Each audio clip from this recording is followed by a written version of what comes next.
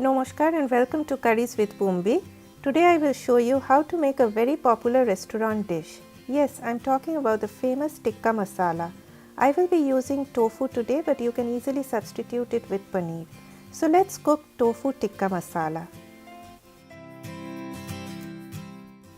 The very first thing you need to do is to dry out that excess moisture from the surface of the tofu. So I wrapped it with a double layer of paper towels and let it sit like this for 10 minutes so that the paper towels can do their job of soaking up that extra moisture. After 10 minutes, unwrap the tofu and cut the tofu into fairly large pieces. I prefer making large pieces as it has two advantages. Number one, it is easier to handle them while frying, and number two, they don't disappear in the gravy. After all, who doesn't like to see those beautiful pieces floating in the gorgeous gravy? Now let's make the marinade. In a bowl, take some yogurt. To it, add turmeric powder or haldi, Kashmiri red chili powder, you can even use paprika, salt, shahi garam masala, gram flour or besan. You can even use chickpea flour if gram flour is unavailable where you live. Finally, add little oil and mix very well. Then add the tofu pieces and coat them with the marinade. Take extra care while mixing so that the tofu doesn't break. Then let it sit for about 15 minutes while you do your other prep work. I will be making a ginger garlic paste, for which I cut ginger into small pieces and put them in my blender jar along with a few cloves of garlic and one green chili. Add a little water and blend it to a fine paste. Next, I took a large onion and chopped it finely.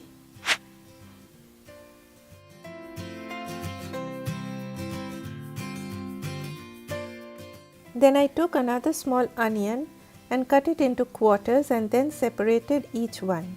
I will tell you later in the video what to do with these. Then take one large tomato and roughly chop it.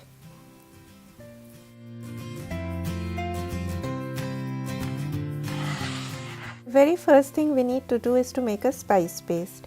Heat a pan over medium heat. In it, add 4 tablespoons of oil. Now that the oil feels hot enough, add cumin seeds or jeera. Let the seeds splutter. Then add the chopped onions and stir it on medium heat. Stir till the onions soften up a bit, but do not let the onions turn too brown, as that will change the color of the gravy. For tikka masala, you need that orange gravy, so if you brown up the onions too much, then the gravy won't be able to get that color. My onions now have softened up, so in goes the ginger garlic green chili paste. Again stir this until the water evaporates and the whole thing looks dry. Now reduce the heat to low and add just a teaspoon of oil in the center. To this, add Kashmiri red chili powder, or you can also use paprika. Just a pinch of turmeric powder. Do not add too much of turmeric powder, as again we want an orange gravy. Then add coriander powder and stir the spices. What we are doing here is brightening up or blooming those dry spices so that they release more flavor. Mix the spices very well with the onions. Then add the chopped tomatoes. Increase the heat again to medium and stir those tomatoes. Then cover the pan for about a minute on medium heat so that the tomatoes get softened. After a minute, the tomatoes have softened up quite a bit. Stir it again and soon the tomatoes will turn into a pulp. So now switch off the heat and transfer this spice blend to a bowl and let it cool down. While that is cooling down, I cleaned my pan and added just a teaspoon of oil. Once the oil heats up on medium heat, remember those onions that I separated out? In goes the onions. Add a pinch of salt and fry them just for a minute. You do not need to brown them too much. Take them out after frying just a little bit. I added 3 more tablespoons of oil in that same pan. Once the oil gets well heated up, start adding the tofu one by one. If you use a smaller pan, then fry them in batches but do not overcrowd the pan. The tofu should be all in one layer. At the same time, always remember to fry the tofu in a non-stick pan or else they stick to the bottom of the pan. Fry them on medium to high heat for about 2 minutes.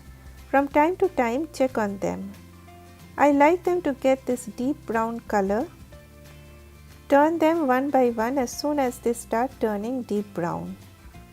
As you can see here, my tofus are looking bit charred, but I intentionally fried them to this point when they develop this color, as that makes the outer surface of the tofu bit chewy and it tastes really great in that way. The other side you can fry just to a golden brown, then take them out. Here are all the fried tofu, and you know what, I just couldn't resist myself from having one. It really tastes great in this way as well. Now my spice paste has cooled down completely, so I added it to my blender jar and blended it to a fine paste. I still have some leftover oil after frying the tofu. To it, I added a tablespoon of my homemade ghee. Now you must be asking to yourself, can I use oil instead of ghee? Yes, you definitely can. You can even use butter. The choice is all yours. After all, you are the boss of your tikka masala. So use whatever your heart desires.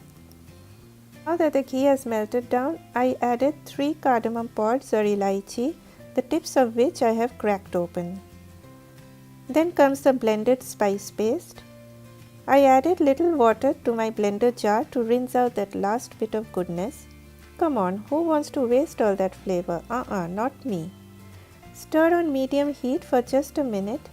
Then I have taken store-bought tomato puree. In goes the tomato puree. Mix everything very well.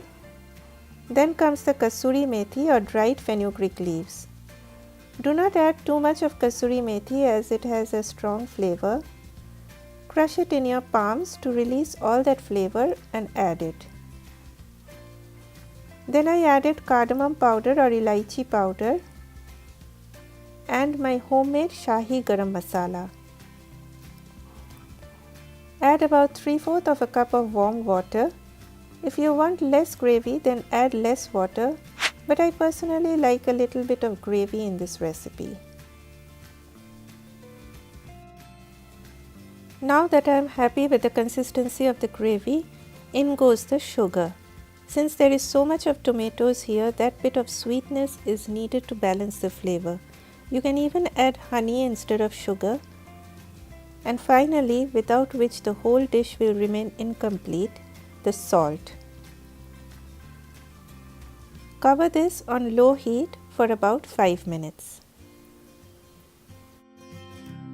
After 5 minutes, let's see what's happening in that pan. Give a little taste. As my dad always says, the proof of the pudding is in the eating. So always do a taste test. Probably you may need more salt or you may have to add more sugar. Here I felt it needed a little bit of sweetness, so I again added a little bit of sugar. Next comes the star of the show, the cream. Those of you who have lactose intolerance or are on a vegan diet, I have given some substitutes for cream in the description box below, so please check out for that. Now my gravy has got that typical orange color. Add the tofu, mix everything, and once the gravy comes up to a boil, cover it on low heat for about 5 to 7 minutes.